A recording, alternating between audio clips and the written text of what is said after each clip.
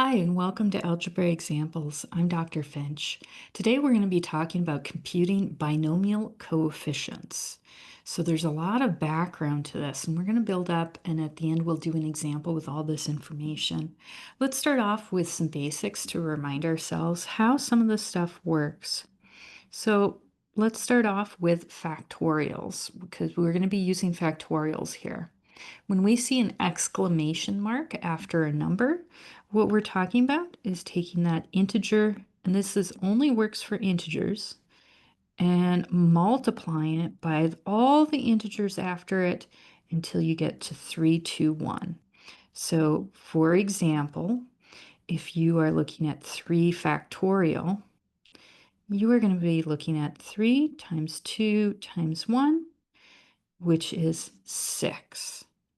So this is going to help us with counting. Binomial coefficients are all about counting. One thing to note, and I'll put it on here as a note, is that 0 factorial is equal to 1. And that's something that mathematicians put in place that's going to help the math work out. The other thing that we need to keep in mind when we're working with these things is we are going to be looking at an n choose k sort of situation. So what this means is you have n objects that you're working with. Let's say you have 2 books and you're only choosing k of them. So you're choosing one book. How many different ways can you do that? Well, you can choose the first one or you can choose the second one. So to choose one, if we had to choose one, there would be 2 ways to do that.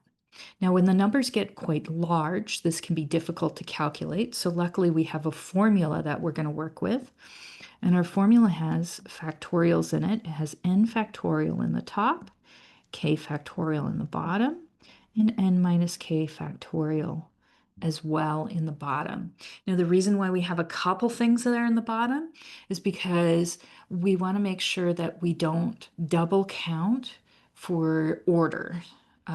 So for instance, if you have 3 books and you can only choose 2 of them, choosing the first one and the second one would be the same thing as choosing the second one and the first one.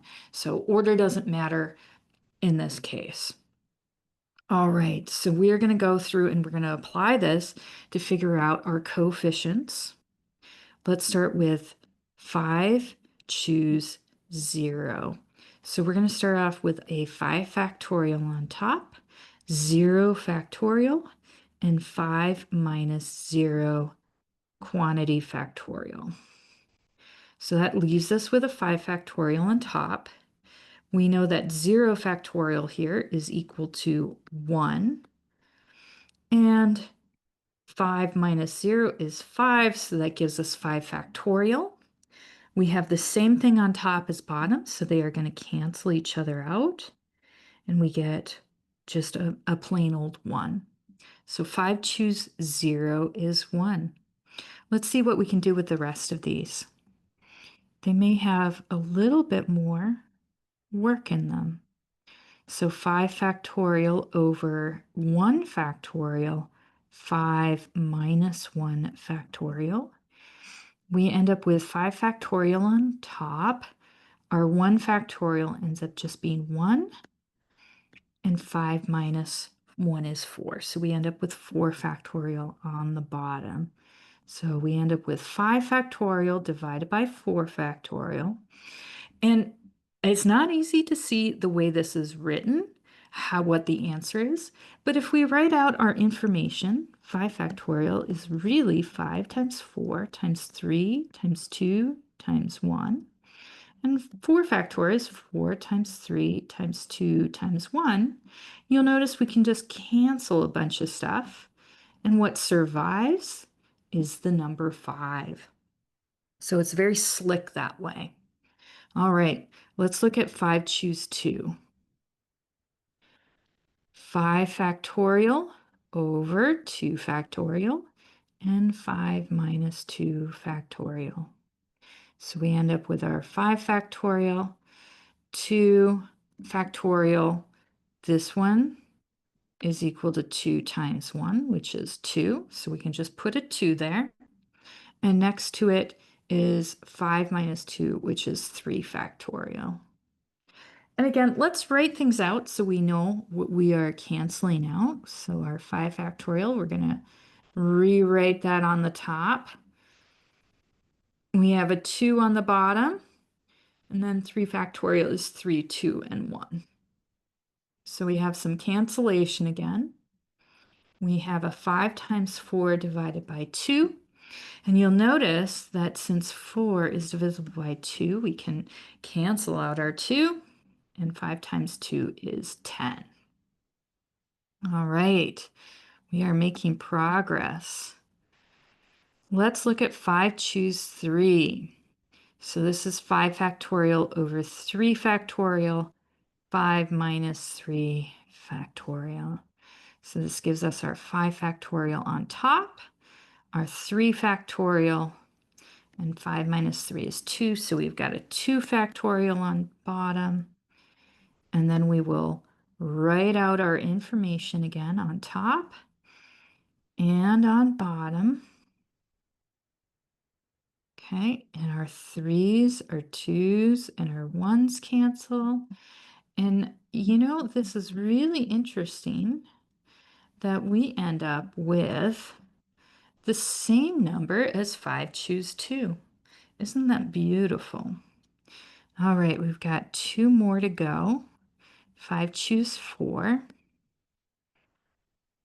So 5 factorial over 4 factorial for 5 minus 4 factorial.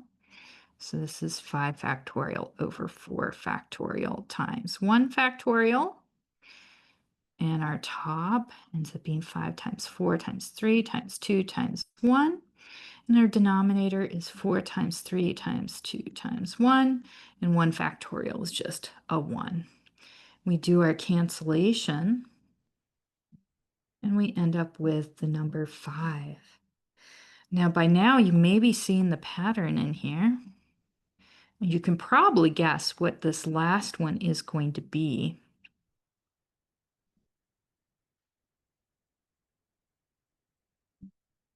So we are going to reduce again. 5 minus 5 is 0 factorial, which we remember is equal to 1. So we end up with 5 factorial over 5 factorial. And you can write those out, or you can just notice that they cancel. And we are left with a number 1. So our coefficients are 1, 5, 10, 10, 5, and 1, which is really quite beautiful. And you can see the symmetry there. Now, the reason why we put it this way is because when we're working with, let's say we are looking at x times y to the 5th power. Now, notice this is a binomial. There are 2 terms. There's an x and a y, which is the word where our term comes from, binomial. And the way that we would multiply this out that would make our lives a lot easier, other than distributing, which would be long and tedious, is we can write out our x's and y's. And I'm going to give myself space for our coefficients.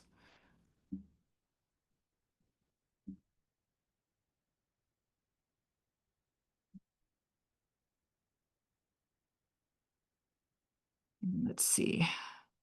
I want a little bit more. So, okay, I think we're good. Our x's are going to start off with 5, and we're just going to go down by 1 number until we reach 0. Our y's are going to do the opposite thing. We're going to start at 0, and we are going to count up until we reach 5.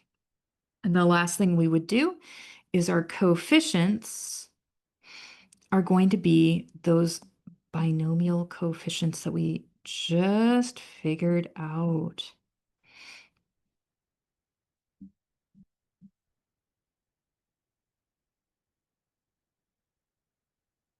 Remember that y to the 0 is equal to 1 because any number to the 0 is equal to 1.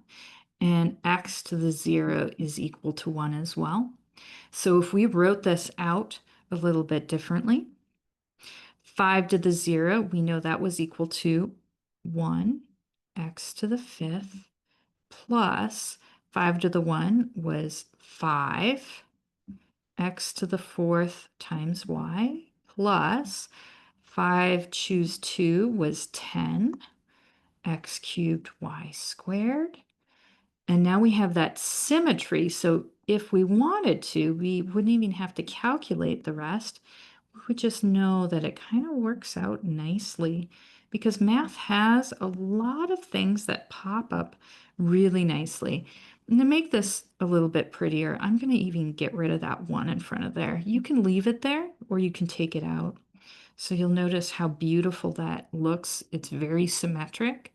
And this relates into Pascal's triangle, which I encourage you to explore and find some more information on. I hope you enjoyed this, and thank you for listening.